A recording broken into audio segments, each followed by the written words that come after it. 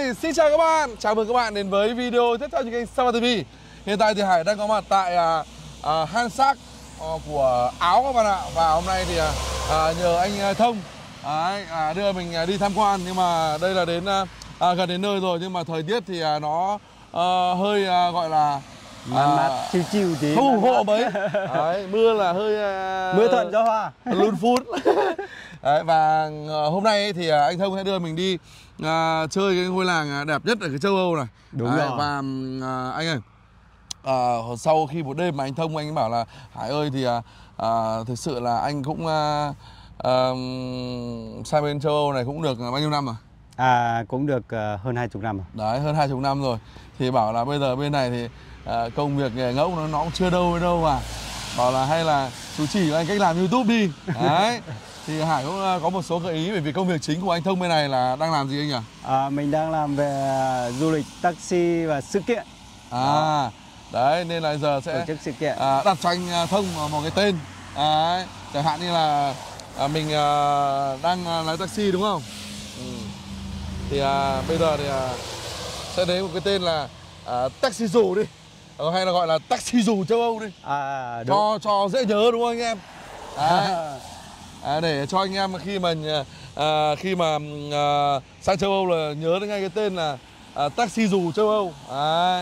Và đây dãy Alper đúng không? Đúng rồi. Kéo dài sang tận Thụy Sĩ hả anh? Đúng rồi, nó kéo dài trên hàng trăm cây số. Trăm cây số. Thì các bạn đến đây tham quan ở đây một dãy núi này, đó là nổi tiếng trên châu Âu và cũng là trên thế giới. Đó. Đấy. Thì ở đây thì tại nơi đây là có một ngôi làng là chúng tôi đã chuẩn bị tới, đó là Hansac, là một trong những ngôi làng đẹp nhất châu Âu. Và đứng là top, gọi là top đầu của châu Âu, nhưng trong top 10 của thế giới. Đây mà các bạn nhìn thế này. Các anh chị có thể xem cảnh đồng rất quê. Rất là chill luôn. Đó. Đồng quê của người dân. Mặc dù là mưa nhưng mà hôm nay mưa cũng đi theo kiểu mưa. Rồi bây giờ mà mưa quá rồi thì lên xe ô tô lại đi tiếp anh em ạ. Anh em tôi thấy cái làng này đẹp quá nên là muốn dừng lại một chút để quay chia sẻ với các bạn. Giờ thì anh em lên xe thì tiếp tục di chuyển. Đấy. Gọi là trời mưa nhỏ nhỏ nhưng mà thực ra là nó không nhỏ đâu các bạn ạ. Nó cũng tương đối là to.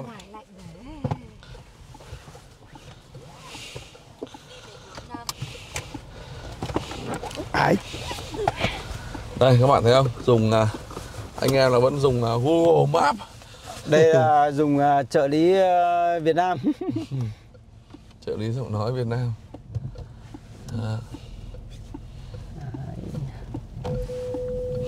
Từ đây mà đi còn khoảng 8 cây nữa là đến cái ngôi làng rồi các bạn ạ.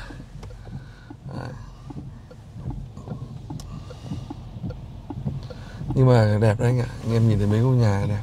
Đẹp đấy. Cổ. Tí nữa đến thì thôi mọi người sững người luôn. Sững người thật mà nó lãng mạn lắm. Nó đúng kiểu sơn thủy hữu tình. Nhà dựa vào núi, ngửa mặt ra sông, không ngờ. Phong thủy thì bức tranh vẽ là nó cũng dựa trên thật mà. Bức tranh thủy mặc. Hôm qua thì mới gặp anh Thông mà chưa có thời gian để tâm sự trò chuyện với anh Thông. Anh Thông là sang bên châu Âu này là lâu chưa? Mình sang được năm nay là năm thứ 24. Đúng rồi, đi từ năm 20. Đi theo kiểu gì? Anh đi sang từ Nga, Việt Nam đi sang Nga, mục đích là đi lao động mà làm may, làm thợ may ngày xưa. Thợ may. Không, họ nói như vậy nhưng mà visa nó không phải là lao động. Đấy, nó là visa du lịch. Khi mình sang, mình sau này mình mới biết được ra nó là như vậy, chứ ngày đấy lúc ấy còn trẻ chẳng biết cái gì. Đó. Người ta bảo sao mình biết vậy. Xong do đó là cuộc sống ở bên đó thì nó bươn trải, nó cũng không có cái sự sống ở bên Nga lắm, nó không mang đến tương lai. Và mình quyết định mình chạy sang bên Đức thì nó lại dừng chân ở tại biên giới Đức với Séc, thì mình quyết định dừng chân tại đất Séc. Nhưng mà anh anh sang bên này ấy, thì từ Nga mà đi sang bên này ấy, thì lại nhảy dù. Đúng, chính xác, đi con đường nhảy dù. Là chẳng hạn như là đi đường rừng, đi bộ rồi. Đúng, trải qua mình đi là đường họ đi cho cả xe buýt này, đi đường bộ này, đường rừng này, rồi thì đường tàu này. Đấy, mình đi tổng thể mất hơn 1 tháng trời mình mới vượt được sang bên này. Hơn 1 tháng mới qua bên. Đúng rồi. Cộng hòa Séc. Đúng rồi, đi từ Moscow đi xong qua cả Ukraine, Kiev, Kharkov, rồi qua Ba Lan, xong rồi bắt đầu mới sang bên cái Hung ấy, đấy mới đất của mình, để sang bên đến Séc. Nhưng mà ngày đi đấy thì như nào? Thì có ấy không? Có cái gì gọi là nguy hiểm không, hay là mình thấy lúc bấy giờ là đi rồi trải nghiệm mới thấy được đó là quá nguy hiểm. Đầu tiên mình không nghĩ là nó nguy hiểm đâu, cũng nghĩ chỉ bình thường thôi, hiểu không? Tôi thì cứ nghĩ đi là đi, vượt là vượt, nhưng không hình dung ra nó khổ như thế nào và nó nguy hiểm như thế nào. Thế nhưng mà đến bây giờ thì nói thật ra là có cho tiền tấn cũng không dám quay lại đâu. Đấy. Nếu mà cho anh Thông lựa chọn thì anh quyết định là sẽ, nếu mà quay trở lại tuổi 20 là lúc anh sẽ lên tuổi 20 đúng không? Đúng rồi. Bây giờ là thành 24 năm, là 44 năm rồi. Đúng thì rồi. Anh sẽ lựa chọn là không đi theo kiểu như thế nữa. Không. Đúng rồi, mà có anh em nào mà muốn đi thì đi lên chọn con đường nó khác đi. Đó, và nó hoàn hảo hơn chứ không nên đi như vậy, mạo hiểm lắm. Đó. Đừng nên đánh đổi mình như vậy, và nó cũng có nhiều người họ cũng mất đi những cái tuổi thanh xuân đấy và họ bị dìm lại. Thế à? Không tốt đâu, nói thật là điều đó. Nó đánh đổi 50-50 mà. Thế là chứng tỏ là cũng ấy anh nhỉ? Cũng phần đa là người Việt mình ngày xưa ấy là cũng toàn là đi từ sang bên Nga. Những cái dân người Việt mình ở bên Séc này sống lâu ấy là cũng là thời bên Nga hết, cả Đỗ Anh Quỳnh ấy, mọi người ngày xưa. Nhưng mà bên Nga đấy. Em hỏi là ví dụ như là cái lúc mà anh vượt từ bên Nga sang châu Âu ấy, sang Séc ấy, là cái lúc ấy là họ chưa mở cửa biên giới đâu đúng không? Đúng rồi. Như bây giờ đâu đúng không? Đúng rồi. Thế là vượt qua biên giới bao nhiêu nước thì mới qua được đây? Đấy, thì mình đi từ Moscow của Nga này, xong đi sang mạn đằng Kharkov, Ukraine đấy, Kiev, rồi qua mấy cái nước đến lúc ấy mình cũng không nhớ chính xác lắm, bởi vì lúc không có giấy tờ làm sao mà anh xin được việc làm mà trụ lại được? Ở đây á? Vâng. Anh sau khi anh sang ở đây thì anh sang Séc anh nhập trại tị nạn. Nhập trại tị nạn.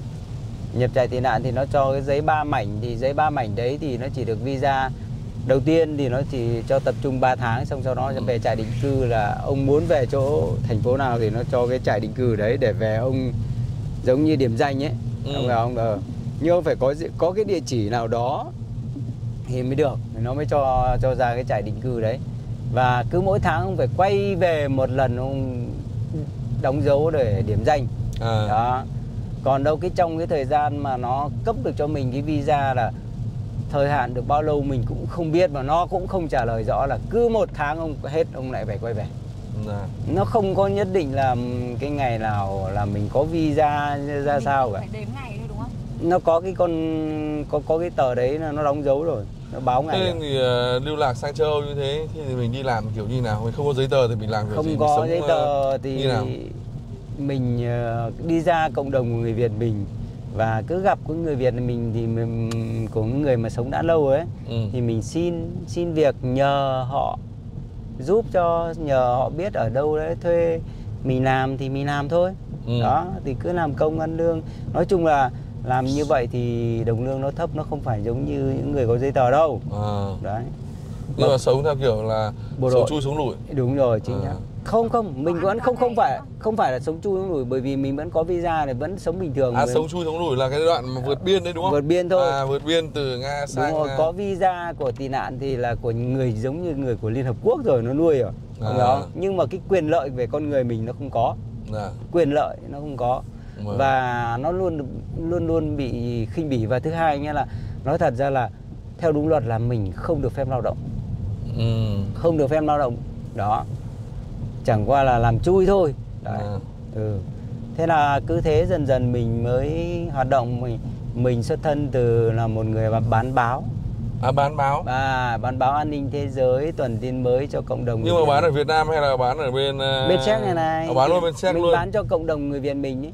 Ngày xưa nó chưa có hệ thống internet thì toàn báo giấy nhiều ấy. Dạ. Đó, thế bắt đầu mình mới là nhập những cái báo đó, xin nhờ người ta, thậm chí mình còn không có tiền, người ta còn giúp mình là cho đi cầm mang về bán, xong về thanh toán.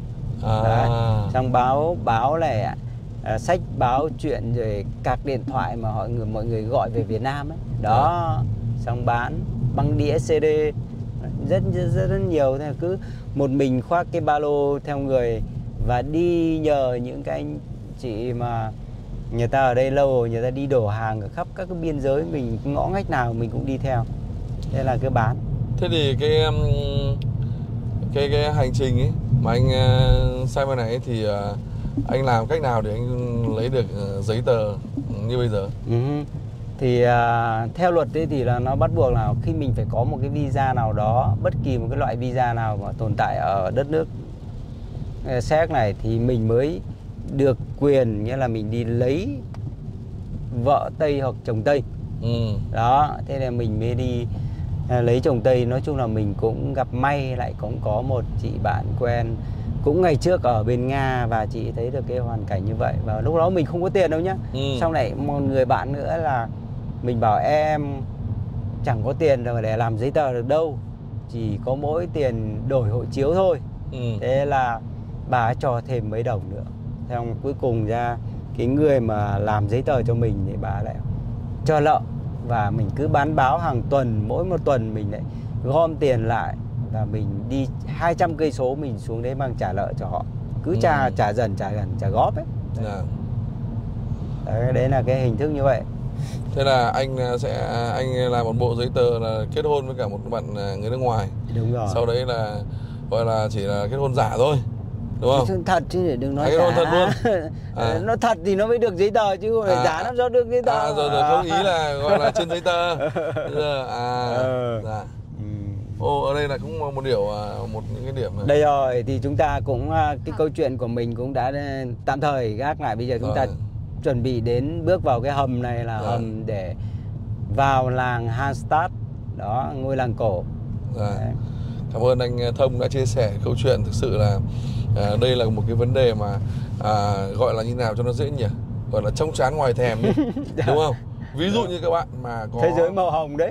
Nếu mà các bạn mà có thực sự là có những cái hợp đồng ra nước ngoài lao động với lại là ký tá cẩn thận, đúng không? Đúng rồi. Thì các bạn nên đi, chứ còn nếu mà các bạn đi theo kiểu mà sang đây sau đó thì nghe môi giới là không nên. Nghe môi giới là nhảy dù rồi thế nọ thế kia, thấy cái cuộc sống ở châu Âu nó sướng lắm hay các kiểu, thì các bạn theo anh Thông khuyên là không nên, đúng không? Đúng rồi. Mình rất là khổ. Mình sống người thật việc thực ở đây rồi, chứ còn các cái môi giới họ không có ở đâu. Ok, bây giờ chúng ta chào đón với làng Hallstatt đã đến. Thì bây giờ đây bắt đầu là chỗ này rồi, thì bây giờ mình sẽ tìm cái chỗ đỗ xe, mình gửi ở trong bắc xe. Mình lái xe một vòng đi anh, bởi vì thời tiết nó đang mưa. Anh sẽ chạy thẳng dưới kia, xong một lát nữa mình vòng ngược lại. Bởi vì cái điểm chính của nó, trung tâm nó nằm chỗ bãi xe vừa lại xong bên trong đó. Thì bây giờ chúng ta cứ đưa các bác đi ngắm ngôi làng cổ ở Áo này. Nó có nhiều các cái bãi, một số cái bãi view nó rất là đẹp, ở trong này cũng có viewpoint.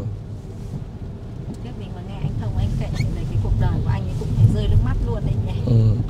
Nhiều người nên là những cái ngày tháng đấy, những ngày thật ở đây, nhiều người ta biết anh, người ta biết mà những cái mà anh còn xoay đổi ở đây nhiều lắm thật đấy.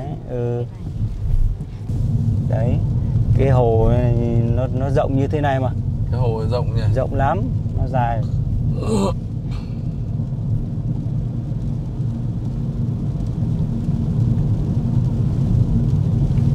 Cái này là để chống đá nó rơi đúng không anh? Đá miên nước, sau khi nó thác nước nó chảy phát chéo như thế này luôn.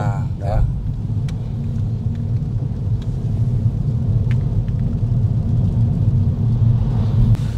Ở đây họ hay làm cái này nhỉ? Đúng nhận là một phần mưa lũ là nó không chảy, nó không bị ảnh hưởng đường. Đấy, nó cho vọt phát qua sông luôn. Dạ.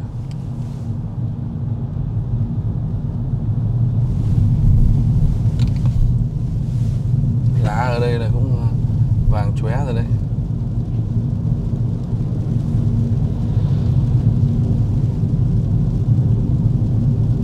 Đấy, mình sẽ dọc chỗ này có một cái bãi mọi người là hay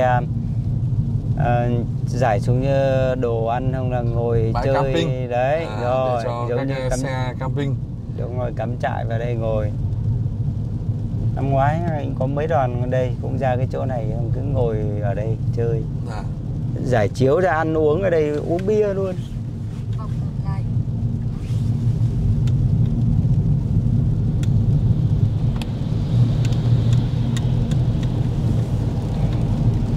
Mình sẽ review trong cái vòng tròn này cho mình đi một vòng tròn ra kia trước, sau đó mình đi xong đi ra. Rồi. Vì là nó là trời mưa nên là đúng rồi. Cũng muốn là các bạn là ngắm cảnh là chính thôi. Ngắm cảnh cho nó rộng rộng thêm tí. Làng Hastag này là một trong những cái ngôi làng cổ nhất và nổi tiếng nhất ở Áo các bạn nhé, nằm trong khu vực Stakamegus và bên hồ Hastag Sea. Hastag đến với vẻ đẹp thơ mộng và là rất là yên bình, lịch sử lâu đời gắn liền với ngành khai thác muối. Ở đây có cả cái mỏ muối gần 8.000 năm. Có lịch sử kéo dài hàng 8.000 năm cơ. Đúng rồi. Gần 8.000 năm ở đấy. Từ thời đồ đồng này. Nếu mà đi muốn vào bên trong thì đúng mưa này thì chỉ có đi vào thăm bên trong trước. Vâng, thế thì mình mưa mình có thể vào trong thăm cái làng muối trước. Sau đó thì mình quay trở. Nó ở trong chỗ vừa lấy không, chỗ vừa lấy đấy, chỗ vừa lấy chỗ trung tâm ấy. Đẹp nhá. Mình chỉ đi bộ hay bắt buộc mình phải đi bộ vào. Nơi này không chỉ được biết tới như di sản văn hóa thế giới được UNESCO công nhận mà còn là một trong những thị trấn trung cổ đẹp nhất ở châu Âu, thu hút đông đảo du khách ở châu Âu đến tham quan khá là đông. Thấy nhìn ngôi nhà thanh bình.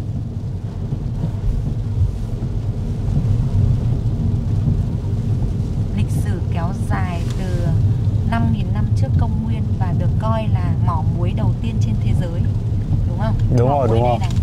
Đúng rồi. Nó nhìn phong cảnh nó rất là thơ mộng và yên bình. Vào trong đấy thì mình cũng khám phá được cho mọi người cũng hay đấy. Cho mọi người được tìm hiểu về tại sao nó là muối đấy. Nó lấy từ đâu ra.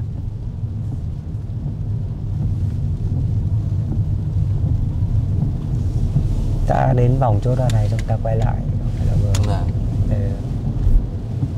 Xong mình vào mỏ muối nhỉ?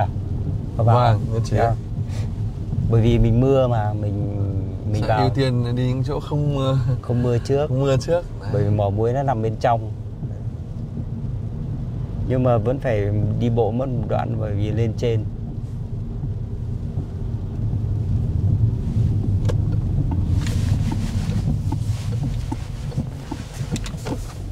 Đây là họ nuôi ngựa này.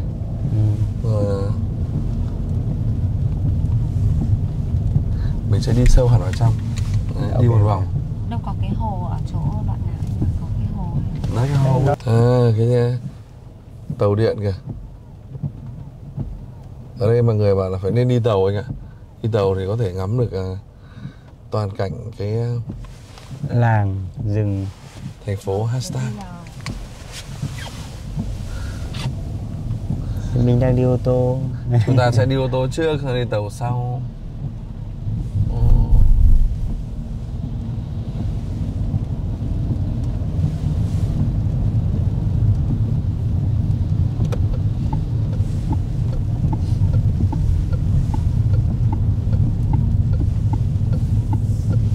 Những ngôi nhà nhỉ, yên bình.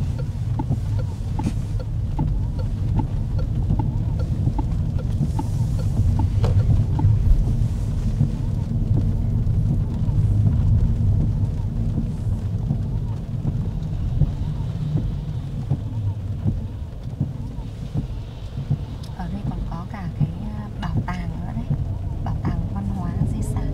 Nhiều trong chỗ trung tâm không, cái làng chỗ chính, chỗ Centrum mới là của mình, với chỗ đấy mới là chỗ trọng điểm nhất. Dạ.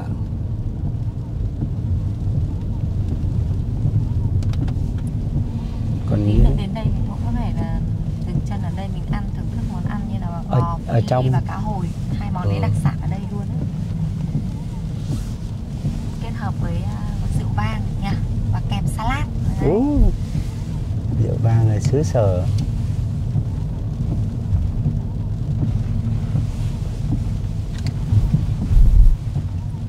Đây là cái vùng chỗ này là chỗ ven đấy, ven của làng. Nhưng mà ở trên kia sao nó vẫn có tuyết à? Có vẫn tuyết đấy. Phủ trắng tuyết đây. Tuyết đấy, thật đấy mà không nói dối đâu, nó tuyết đấy, mùa hè vẫn có cơ. À. Do cái độ cao ấy nhà anh à? Do cái độ cao lạnh. Đấy, đây là cho mọi người ngắm ngôi nhà này, trông nhìn nó rất đấy đẹp đúng không? Dạ. Nhà ở đây cũng làm kiểu nhỏ nhỏ xinh xinh thôi nhỉ? Cũng chỉ mấy chục mét vuông một nhà. Cứ trông nhìn nó rộng đấy em ạ, trông vậy thôi. Em thấy không, đây toàn nhà 2 tầng ấy.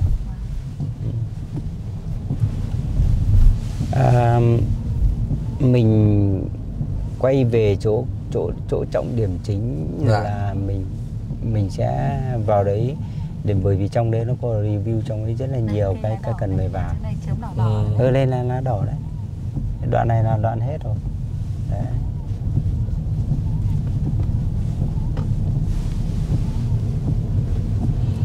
Ở đây là những cái mùa tuyết là có thể rất nhiều những cái hoạt động trượt tuyết các kiểu được luôn. Nó có vùng trượt tuyết mặt ở bên kia xa lắm. Đó, đó.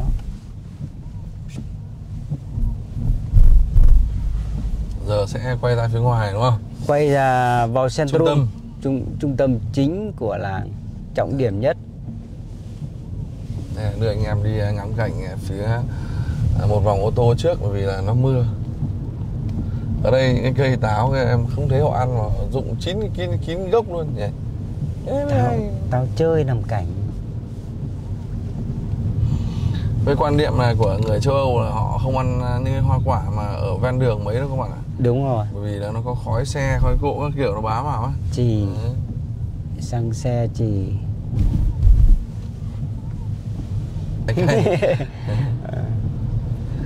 Đây, các cô chú công nhân ở đây là cũng toàn chơi gọi là máy móc hiện đại. Ơi chù, núi ấp ôm mây, mây ấp núi.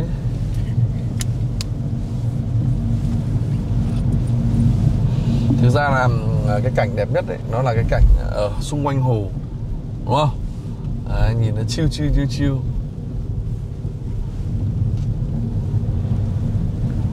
Tí cho mọi người xem. Vào thời tiết này thì mình không biết được thế nào đợi tạnh đâu. Đấy, nên là chúng ta cứ không, mình khám phá thì bất chấp thời tiết anh em nhé. Nắng thì khám phá kiểu nắng, mà mưa thì khám phá kiểu mưa. Đấy. Chứ thời gian thì không có nhiều nữa. Ngày mùng 6 tháng 10 là mình phải bay về rồi, nên là có cơ hội là cứ nắng mưa là đều chiến hết anh em ạ. Đấy.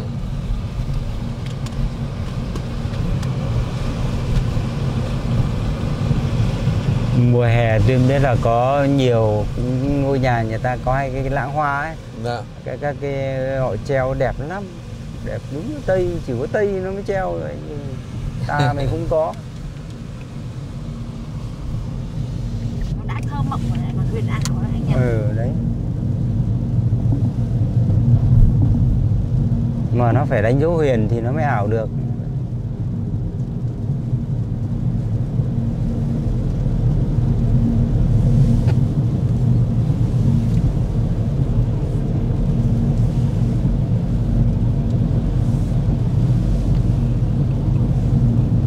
Ở đây là những cái vách đá này là họ bọc B40 hết này. Đúng không? Để tránh đá rơi các kiểu ấy. Nhưng theo chú liệu nó rơi nó vẫn bị chứ? Rơi thì nó vẫn cứ bị nhỉ? Tránh làm sao được.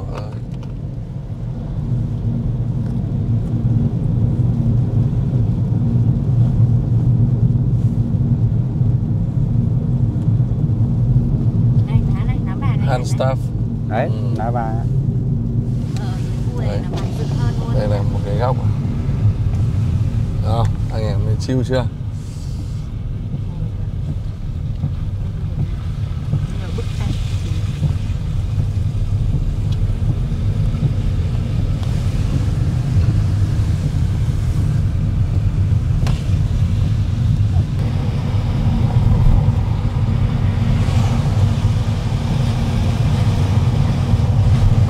Vẫn vớt vát được tí mùa thu lá vàng rơi nhỉ. Đấy. Đây.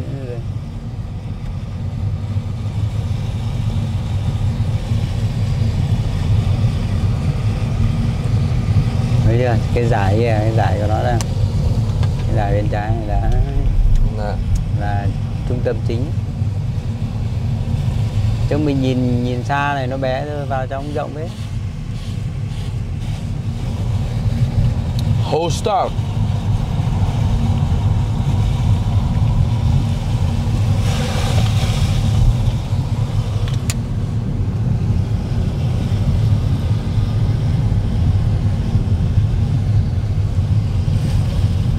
Khi mà anh em mình đến ngôi làng thì một số du khách đã bắt đầu đi ra.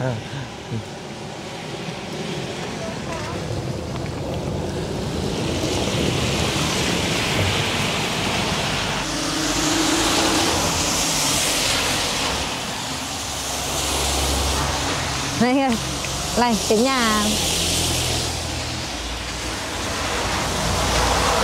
Một cái gọi là nhà thờ nhỏ nhỏ.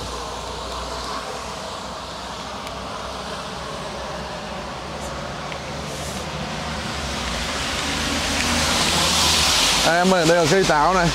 ui, cây táo. Mà bên đấy, cạnh các bạn thấy cây táo rất là sai quả luôn. Nhưng mà ở đây họ có ăn mấy đâu. nhưng mà cây bên cạnh này nó cũng rêu phong, nhìn như là giống như cây đào ở bên mình ấy, chơi Tết ấy. Đấy.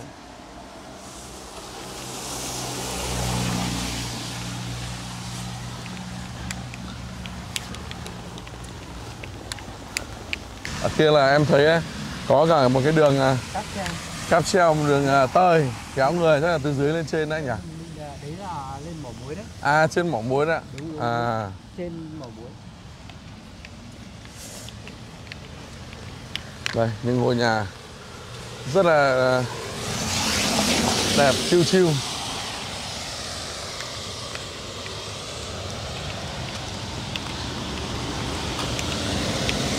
Này, những cái mái nhà này anh ơi, rêu này. Đấy. Ở đây nó kiểu nó khí ẩm hậu đấy. ẩm ướt ấy. Ẩm ướt nên là nó ấy. Đấy, những cái suối này. Nước trong. Đấy là hôm nay là còn gọi là mưa một chút đấy, nếu mà không thì nó còn Trong xanh nữa.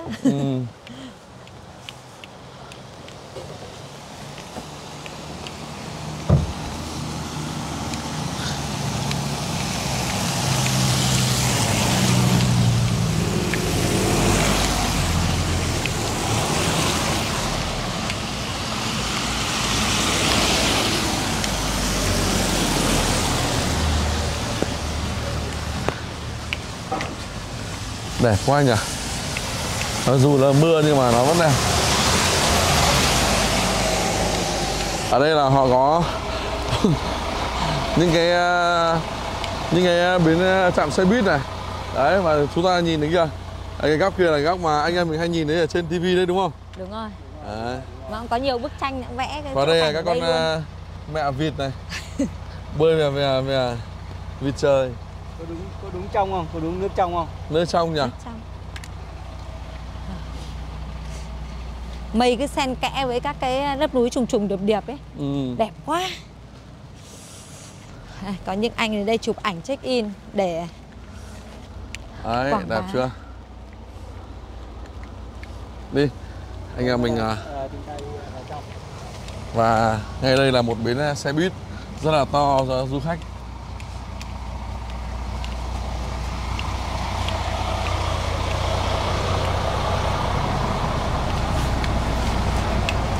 Hello.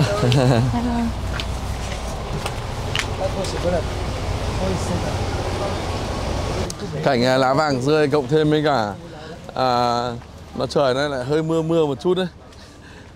Anh ơi, ở đây lại người ta cho thuê cái này luôn à? Đây là các cái du thuyền họ đi ngắm vịnh, ngắm đảo này. Đấy. Chắc là đi dọc xung quanh chỗ này đúng không? Nó đi theo chu kỳ xong nó vòng về. Đi anh em mình đi bộ ngắm trước đã. Không phải là ở đây ít du khách đâu anh em nhá, rất là đông luôn. Đây thường thì đông lắm. Dạ. Không mưa gió.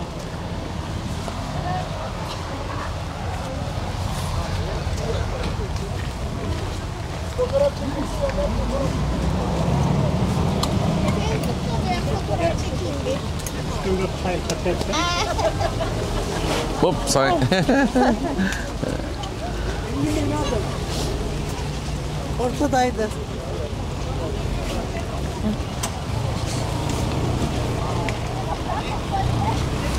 Anh Thông là hay đưa anh em đi đến đây không? Có, mình đưa rất nhiều đoàn Việt Nam qua đây. Không những mỗi ở Việt Nam mà cũng có nhiều các anh em ở châu Âu. Dạ.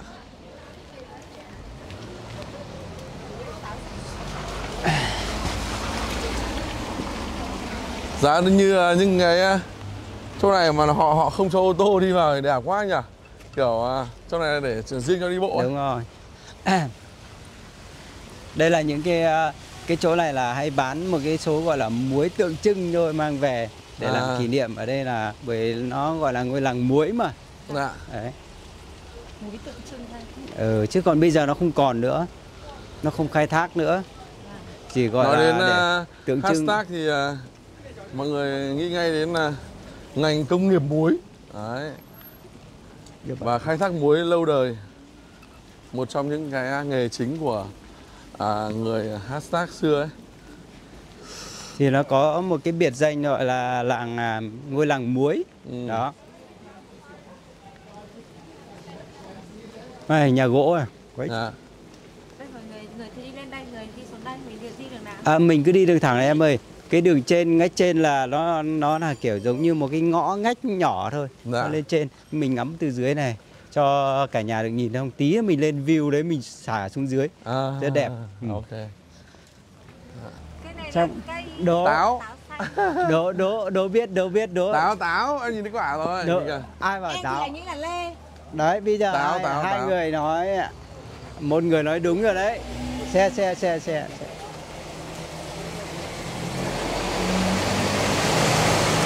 Đây là cây táo đúng không anh? Đấy là cây lê. Tuyên nói đúng không vậy? Đúng rồi. Cây lê mùa hè nó rất nhiều quả luôn và nó nhìn nó đẹp lắm, mỹ mãn lắm. Thế nhưng mà hôm nay kia trên kia còn có vài quả. Đúng rồi. Ở đây có cả thiên nga nhá. Đây, thiên nga đây. Nếu mà bạn Hải mà có tình yêu ra đứng đầu đằng kia có cái bến của thiên nga đỗ và sau đó là dụ dỗ các em nó vào để cho nó để cho chụp ảnh được. Thiên nga này mà quay là đẹp lắm ấy. Giờ đang đến giờ kiểu hơi đói rồi. Mình đi thẳng vào trong Centrum này, xong sau đó là mình sẽ vào quán cũng được. Đấy. Nhưng mà nhìn này nó đúng là nó rộng mà trông nhìn nó thơ mộng nhỉ. Đẹp anh ạ. Đấy chưa? Đấy. Có đúng sơn thủy hữu tình chưa? Dựa vào núi không? Nhà dựa vào núi. Ngửa mặt ra sông. Cảnh sát là lượn vào nhà luôn.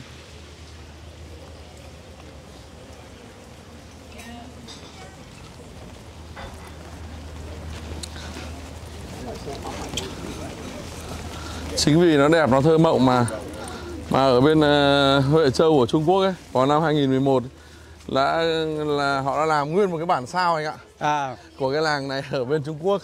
Thế à? Nên là gây rất nhiều tranh cãi, nhưng mà dẫu sao thì nó phải nói là cái sức hấp dẫn của nó là không thể phủ nhận được cái cảnh đẹp của nó. Bến đỗ nó chỗ này mới đầu bến đỗ bên kia. Mình nhử nó về đây đúng không? Nhử ở đây. Thường mọi người hay có cái bánh mì hay là cái dử nó đến nó về nó ăn. mồi đấy.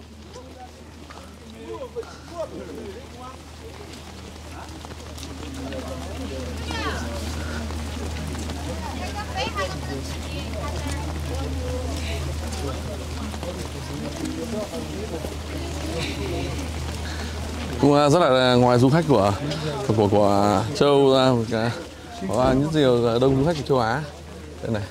Đấy.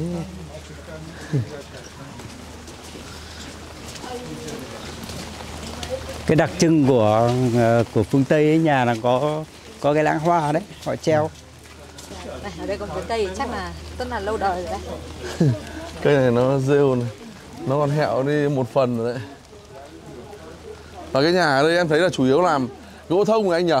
Toàn là gỗ thông ấy. Đúng rồi. Gỗ thông này nó bền. Gỗ thông bền và vân nó đẹp nhỉ? Mới ở đây nó phù hợp với thời tiết ấy. Dạ. Nó chịu được nhiệt. À, đây là kiểu dạng một cái tiệm mà bánh nhỏ nhỏ. Tiệm bánh ngọt.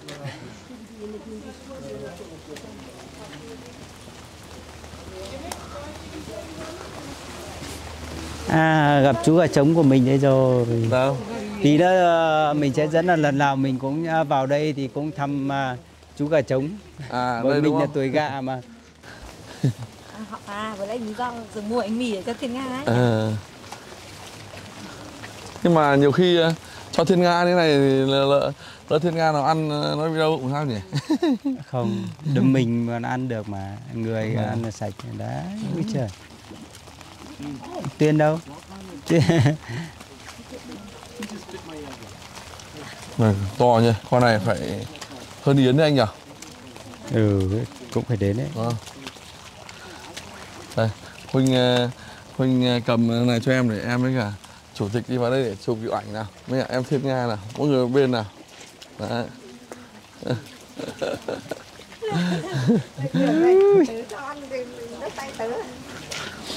Đây là cái bãi bến đỗ của nó sao ạ? Bến đỗ.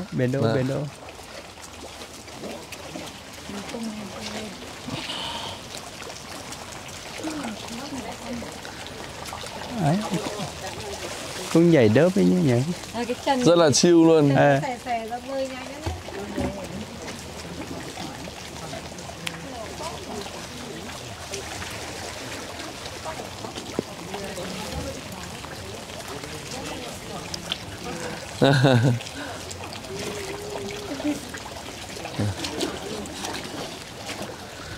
Anh Thông thử thò tay em, nó có cắn không? Thử nhá. Chắc không phải có đồ gì ăn cơ. Nó khôn phết đấy, nó biết đấy, có đồ ăn thì nó mới bỏ, nó mới ăn đấy. Không ăn đâu nha. Đấy. Mình chỉ có kẹo thôi, mình không có bánh mì bạn nhé. Mà kẹo ăn thì bạn đã không tiêu hóa được. Đây này, vịt rời mà các bạn thấy ở đâu mà có vịt rời mà nó thân thiện như ở đây không? Không ăn được đâu.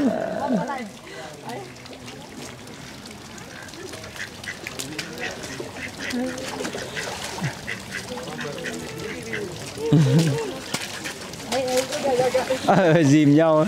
Nó lạnh bà vui nhỉ?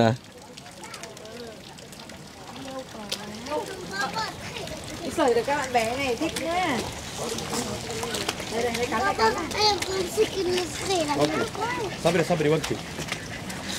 Bà này cứ mổ bà này đấy. Đói.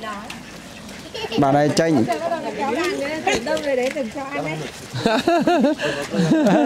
Nó mổ vào đầu bây giờ.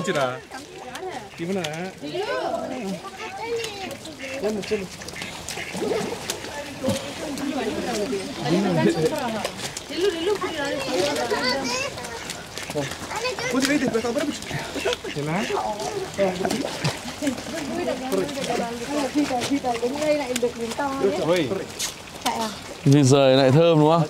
Đi anh em mình tiếp tục. Đi. Nhưng mà đẹp quá. Đây, em thuê vào kia anh chụp cho kiểu ảnh này đứng kìa.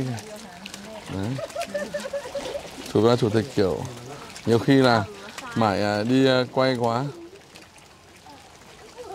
Đấy, đứng ở chỗ này. Khó mà.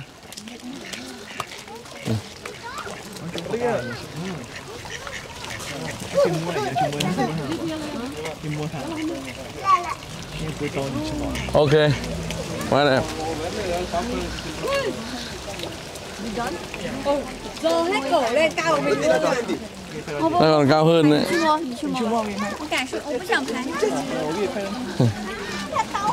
Thôi để nhường sân khấu lại cho mọi người. Ở trong này có một cây lá vàng nữa. Đây đang chụp ảnh. Đây hoa này là hoa cẩm tú cầu. Cẩm tú cầu. Dạ. Nhưng mà cũng để tàn là tàn. Mùa này nó cũng lụi anh nhỉ.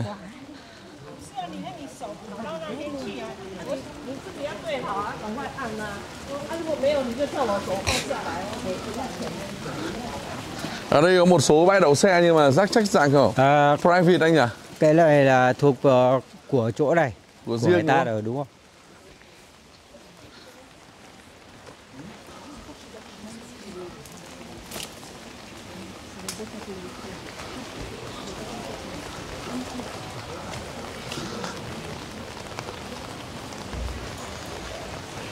Đây là cửa hàng lưu niệm. Lưu niệm.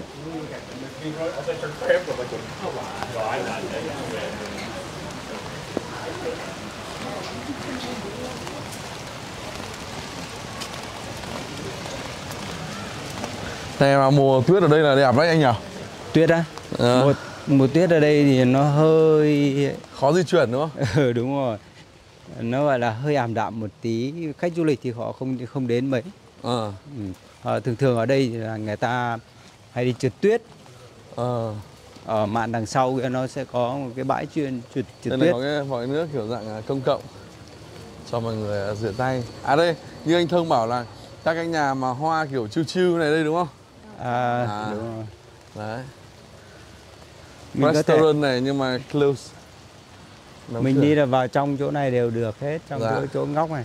Nhưng mà mình sẽ đi vào trong ở giữa Centrum bên trong mình sẽ đi vào.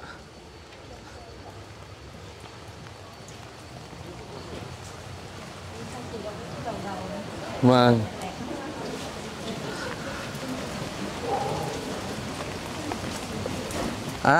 Phía trong này là nhà thờ.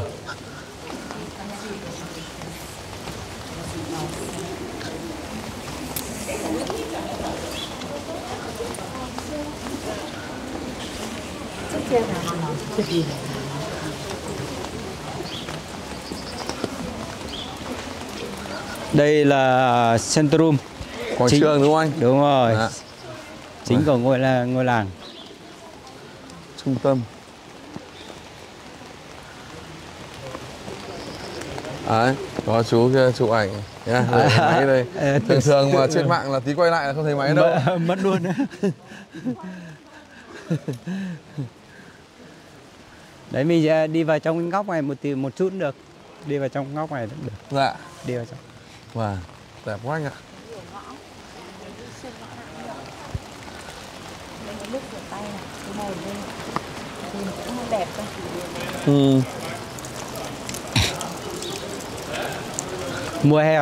Mùa hè là mọi người có uống cả nước vòi luôn được. Mùa đông này thì nó lạnh đúng không anh? Lạnh rồi.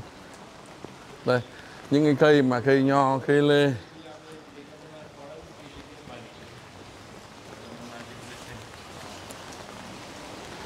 Đấy. Hoa màu hồng. Đi, mình đi một vòng đúng không? Anh ơi, mà quan trọng bây giờ anh kiếm cho em có nhà hàng nào nhá. Đây, ok. Ngay đây có nhà hàng. Giờ là cũng hơi đói đúng view rồi. luôn, đúng view luôn. Người ta bảo là phải có thực mới vực được đạo nhá. Đấy. View bờ sông luôn. Vâng.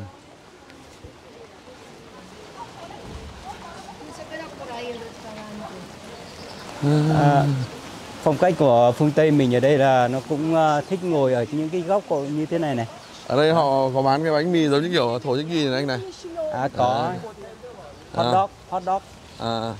Dạng hot dog. Đây. Đây là dạng kebab của dạng Thổ đấy. Ăn nhanh đấy, nếu mà mình thích thì có thể ăn nhanh được, nhưng mà kiểu vừa đi vừa ăn đấy, đây là ăn nhanh. Rồi, anh em mình đi một vòng vì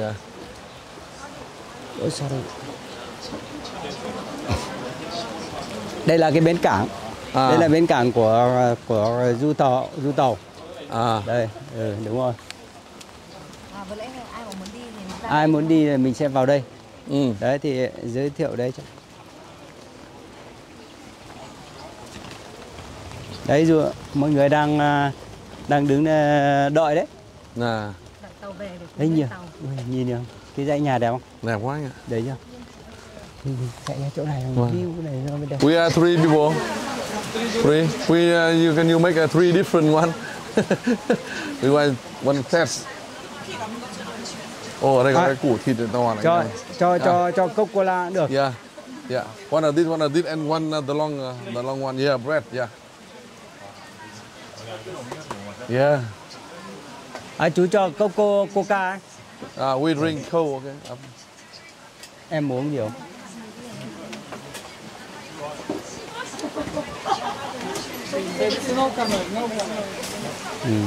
You from Turkey? Đấy. Nhìn cái bánh này. Dưới chỗ này vừa ấm luôn này. Dạ.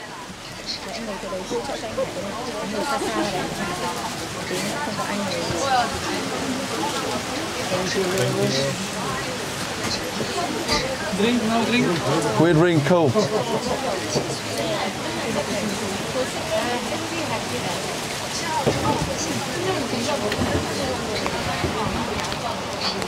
Only one color? 3 coca. 3 cold. 3 coca uống tít. Đây, các thượng đế ngồi đây. Đó.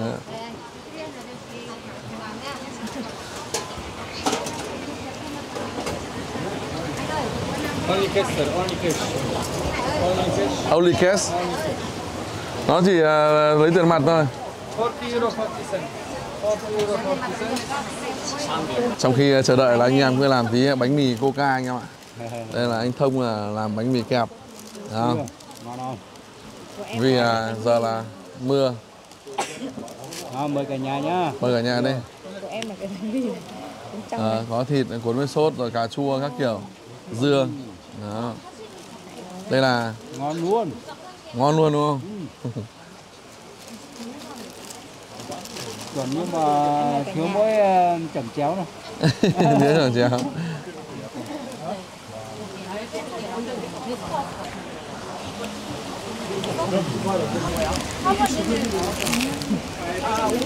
bao giờ Ok anh em. Ngon nhỉ? hai anh ấy bỏ mũ ra ăn nha, con này có mưa đâu. Trời không mưa mà không mưa. May là vào đây chú được mưa luôn, tiện mấy anh em ăn luôn. Đấy cái này là cân xứng ấy, đấy cân xứng với chú. Rồi. Cái này là mình ạ. Không như cái bánh mì này cực kỳ giòn luôn nhá. Nhưng mà nó gần giống như Việt Nam ấy. Bên này nó có cái gọt máy gọt thịt anh Hải nhà, bên này làm cái thịt nó ra rất là nhanh và mỏng đều. Ở nhà mình nó không gọt á? Không có. Ở đây có máy gọt à? Thái bằng dao anh ạ, nên là lâu có thể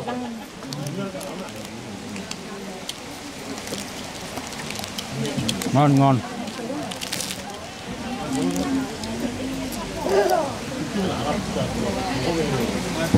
Đi Tây mà không ăn thưởng thức cái này là hơi phí.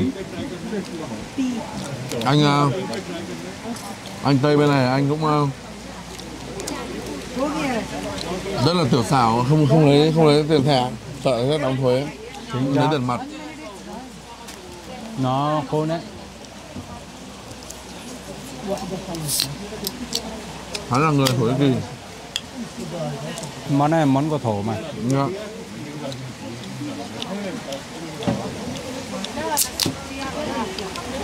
Đấy, em đi thì sẽ có ngày nắng ngày mưa, không tránh khỏi anh em ạ.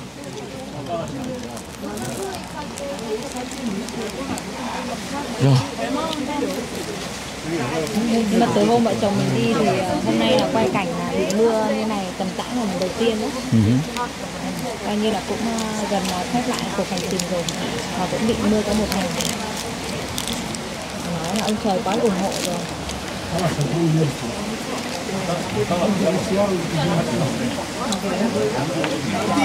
Thế hôm tới thì cho tắm bia luôn rồi nhỉ? Ừ. Còn không là Mai. không là uống bia. Được mấy con? Không uống được giống như chú đâu. Đó. Ừ. Hảo anh được 2 lít không? Không được nhỉ? Nít nó làm gì? Không uống được. Đây này người như thế này nó khác một trời vực. Tưởng gầy làm thầy tất cả chứ. Vợ còn lấy 3 vợ nữa lại là thích anh Hải sao béo ấy, lấy được một vợ nó ngủ. Đấy là cái lý giải đơn giản. Con người ta ông trời cho cái nồi này nó lại thiếu một cái gì đó. Đấy. Không lấy đi hết tất cả của mình. Này, ngồi đây nhá. Nó mát này. Nào quên nhầm. Lúc anh em ấm bởi vì là có cái nồi sưởi. Nó sưởi. Cái đảo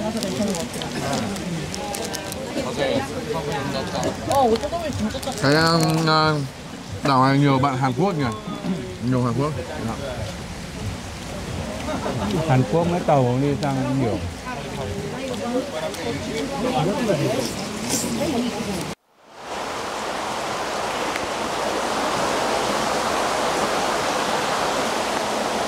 Rồi, bắt đầu.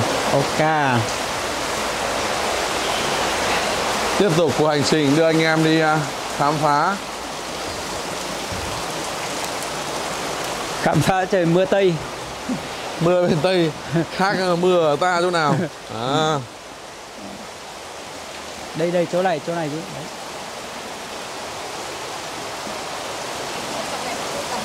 Đường suối. Đấy, đẹp lắm anh em ạ. Ấy. Bom này bị bia rồi. Bom bia đấy. Bom bia. À xong. Đấy, ui rồi. Đẹp chưa?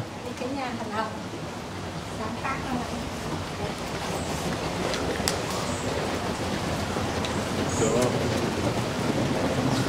Mình đi lên chỗ đây. Sorry.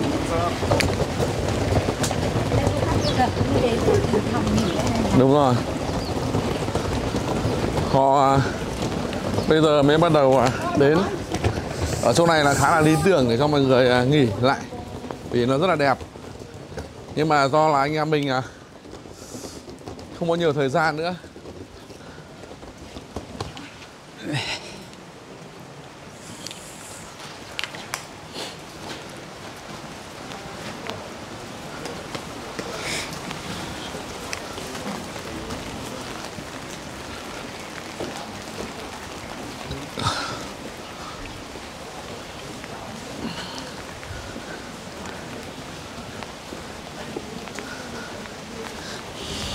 Đấy, chú gà trống, chú gà trống.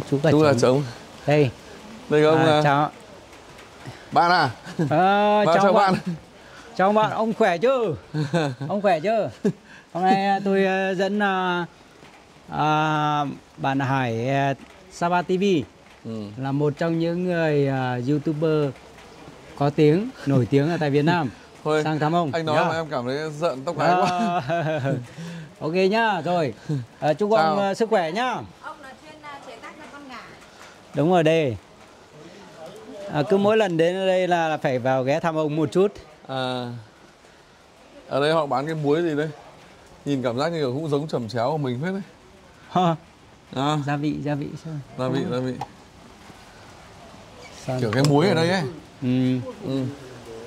Đâu nó là gia vị xong nó trộn lẫn thôi. Đấy. Chủ tịch bây giờ là cũng đang bắt đầu làm lại kênh YouTube rồi. Kênh YouTube là ngày trước là vợ Hải Sapa TV nhưng bây giờ đổi thành Tuyên Sinh Gái rồi. Đấy. Anh em nhớ vào đăng ký ủng hộ. Bác nhớ follow em nhá. Follow thì sẽ có chương trình ưu đãi đặc biệt. Đấy. Chéo với thịt trâu các bếp trong dịp Tết này đấy.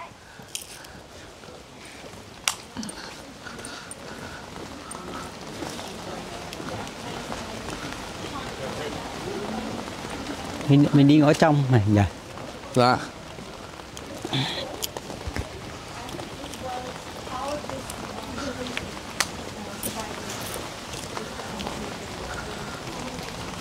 Ôn núi mây nó bao trông đẹp thế. Dạ. Như cảnh tiên ở trên trời ấy.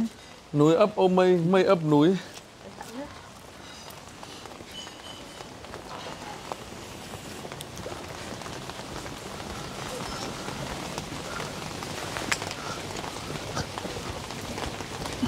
tưởng tường rào không? Rêu đẹp. Ở đây nó ẩm ướt đấy. Nó như thành thảm nhỉ? Dạ. Thảm luôn. Đây nhà nào ở đây cảm giác như người ta cũng đều làm du lịch hết đấy. Nhưng mùa này gọi là cuối mùa rồi.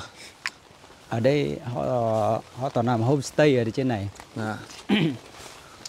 Không, nhưng mà chính ra như đi tầm này ấy, thì sẽ được phục vụ chu đáo hơn đấy. Nhưng mà nhất định là mình sẽ quay trở lại đây các bạn ạ. Sẽ đưa gia đình Bi Hổ với cả Hải Nhi quay trở lại đây sớm nhất có thể.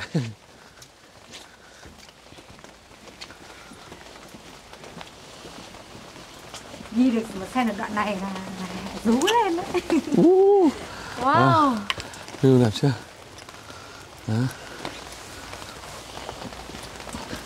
Đây, cái mái ở đây này, người ta đang làm bằng gỗ này. Tức là gỗ thông. Pơ mu thì nó một là dạng kiểu gỗ thông ấy.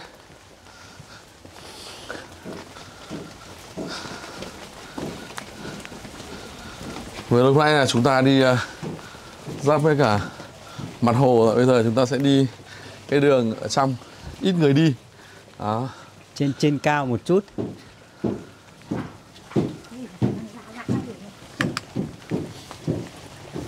Hình như Tây cũng có cối mới chảy sao dãi nhỉ?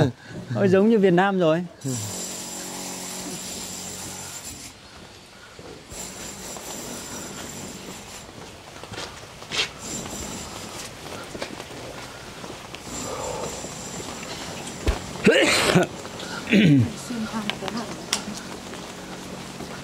Chỗ trên đấy, chỗ trên cao nhỉ.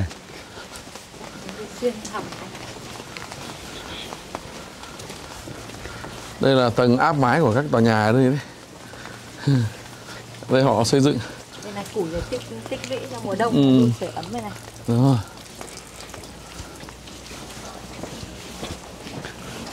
Họ tiết kiệm bằng đun củi. Dạ. Nhưng mà củi nói thế thôi, nhưng mà đun củi thì nó lại đắt hơn cả đun hệ thống kia đấy. Kiểu nhà giàu ấy. Đây. Đấy. Vừa nãy chúng ta đã đứng ở phía dưới rồi. Đẹp chưa? Rất là thơ mộng nhỉ.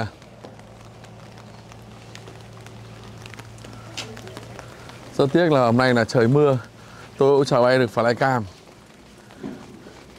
Chứ nếu mà trời nắng thì đẹp nhỉ. À đây này, các gọi là dụng cụ ngày xưa này, người ta cũng nào thì bào, nào thì Bào, cưa này. Cưa đục. Đấy. Đục đẽo các kiểu này. Kiểu đây là mô phỏng kiểu nghề làm gỗ đó. Hello. Đấy, người bản địa ở đây đấy. Người Áo này họ cũng to cao nhỉ? Áo cũng tương đối người. Dân Đức thì cao to hơn, người thô hơn. Người Áo này họ nói tiếng Đức mà đúng không? Người Áo họ có nói tiếng Đức.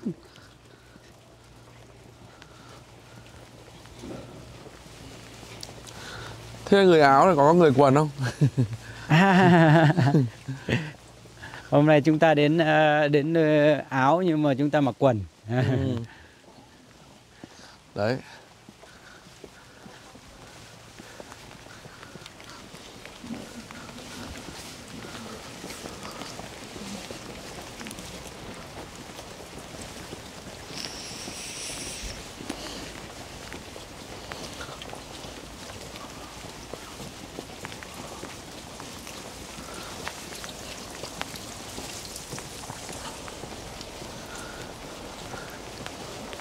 Đây, cao hơn cả nóc nhà rồi đấy.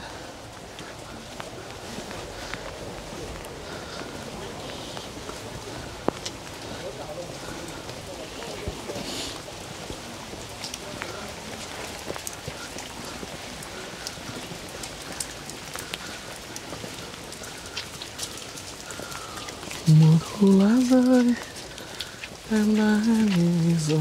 Anh em theo dõi kênh có để ý thấy là với ngôi làng cổ tại Séc với ngôi làng tại Áo thì có điểm gì khác biệt? Ngôi làng này là nhà toàn bộ bằng gỗ. Họ chủ yếu làm bằng gỗ mà thấp đẹp. Nhưng mà kia thì ngôi làng kia thì nó Nó chỉ bao quanh bởi dòng sông thôi, còn đây là hồ. Nó khác nhau ở cái nhận biết cơ bản nhất đó là cái mái ngói. Còn kia là toàn bộ màu đỏ rực rỡ đúng không? Đúng rồi. Tường thì màu vàng. Đặc trưng đấy là đặc trưng của Cộng hòa Séc. Còn đây là bên này là sẽ là màu vụ màu.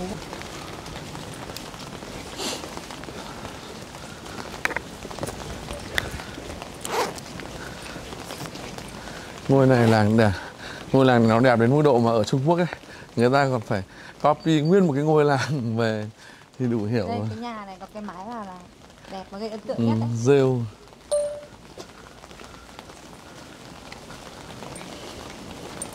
Này, chill chưa? Khói bay nghi ngút.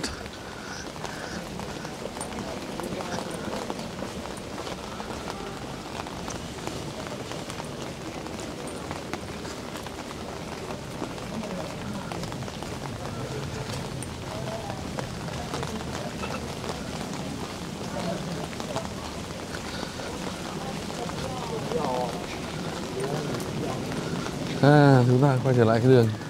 Vừa qua sau đây Hải cũng xin phép kết thúc video. Anh em nhớ đăng ký cho kênh Thông Taxi Dù châu Âu anh em nhé.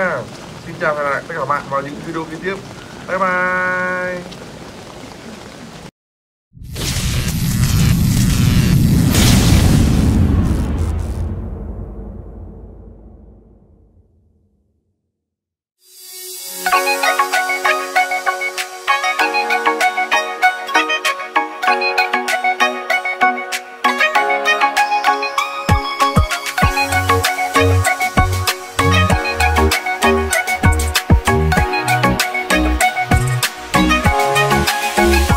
Từ miền xuôi anh đến với rừng, anh mang theo tình yêu cùng bao mơ ước. Xuyên trần gian chân anh đi qua khắp bản mường, để hôm nay chúng ta càng thêm yêu mến quê hương. Nơi anh dừng chân từng thước phim văn hóa vùng miền, đẹp biết bao ta luôn tự hào. Cảm ơn anh chàng trai kết nối yêu thương. Đây Lào Cai nơi vùng biên giới hôm nay tìm về, anh cùng em bên chung rượu cần, mình kết duyên trong phiên chợ tình. Đẹp biết bao chợ tình biên giới Sapa, em mời anh ăn miếng thịt to uống bát rượu đầy. Hương nồng say theo em cùng về, tìm đến đây chào duyên hò hẹn, chào đón anh nhà hàng Sapa TV. Bên nhau người ơi cùng kết giao duyên nghĩa cuộc đời, cùng nắm tay ta giúp đỡ cộng đồng. Cảm ơn anh chàng trai tôi mến yêu, hôm nay về đây mình uống say ta hát điệu này, từ trái tim như muốn nói bao điều. Cảm ơn anh hờ ai hai, hỏi chàng trai ấy là ai.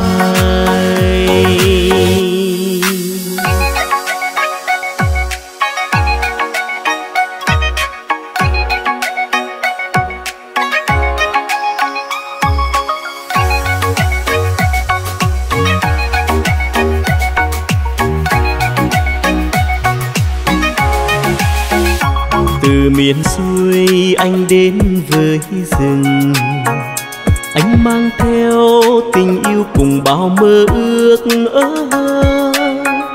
Xuyên trần gian chân anh đi qua khắp bản mường, để hôm nay chúng ta càng thêm yêu mến quê hương. Nơi anh dừng chân từng thước phim văn hóa vùng miền, đẹp biết bao ta luôn tự hào. Cảm ơn anh chàng trai kết nối yêu thương.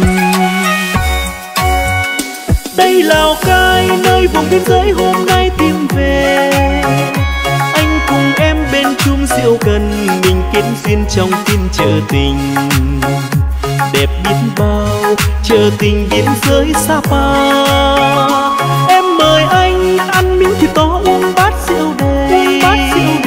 Hương nồng về tìm đến đây chào duyên hò hẹn, chào đón anh nhà hàng Sapa TV. Bên nhau người ơi, cùng kết giao duyên nghĩa cuộc đời, cùng nắm tay ta giúp đỡ cộng đồng. Cảm ơn anh chàng trai tôi mến yêu. Hôm nay về đây mình uống say ta hát điệu này, từ trái tim như muốn nói bao điều. Cảm ơn anh hờ ai hai, hỏi chàng trai ấy là ai. Bên nhau người ơi, cùng kết giao duyên nghĩa cuộc đời, cùng nắm tay ta giúp đỡ cộng đồng. Cảm ơn anh chàng trai tôi mến yêu. Hôm nay về đây mình uống say ta hát điệu này, từ trái tim như muốn nói bao điều. Cảm ơn anh hờ ai hai, hỏi chàng trai ấy là ai. Cảm ơn anh hờ ai hai, hỏi chàng trai ấy là ai.